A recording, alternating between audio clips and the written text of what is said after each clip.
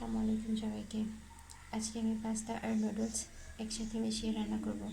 তার জন্য এখানে নিয়ে নিয়েছি চিকেনটাকে আমি আদা বাটা, রসুন বাটা, সয়া সস, টমেটো সস, গরম মশলা, লবণ আর কর্নফ্লাওয়ার দিয়ে মাখিয়ে নিয়েছি।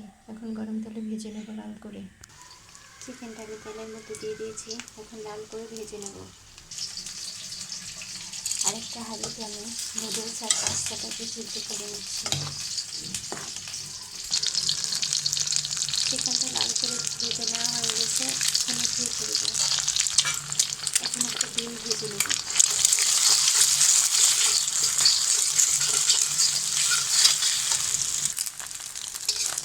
ডিমটাও ভাজা হয়ে গেছে, এখন ডিমটাকে উঠে নেব।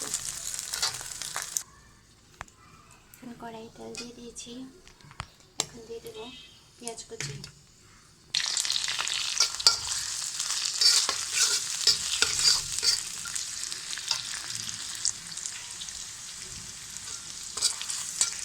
পেঁয়াজটা একটু নরম হয়ে গেছে, এখন দিয়ে দেবো গাজর টুকরো।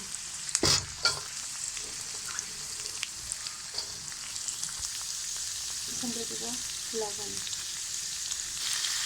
এটাকে চুলার আঁচটা হাই হিটে থাকবে।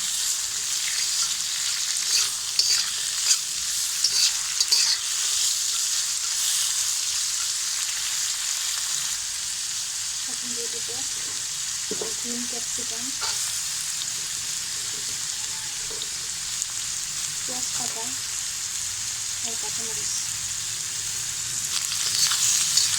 ভালোভাবে মিশিয়ে নেব।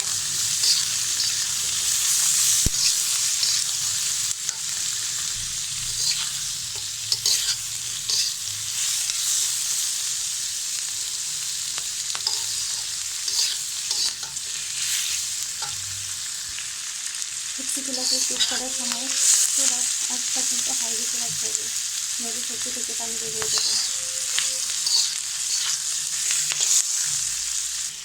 এখানে আমি নিয়ে নিয়েছি tomato sauce, soya sauce, oyster sauce আর চিনি। এখন আমি এই সসের মিশ্রণটা দিয়ে দেবো।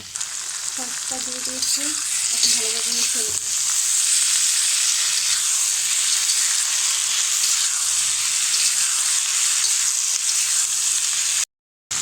এখন দিয়ে দেবো আগে থেকে ভেজে রাখা চিকেন আর ডিম দিয়ে ভালোভাবে মিশিয়ে নেব। এখন দিয়ে দেবো আগে থেকে সিদ্ধ করে নেওয়া নুডলস আর পাস্তা। ভালোভাবে মিশিয়ে নেব।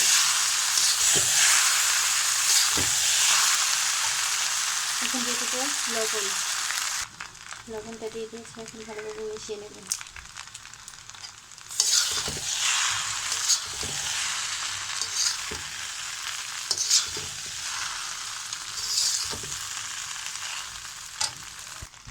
মিশানো হয়ে গেছে, এখন চুলাটা বন্ধ করে দেব।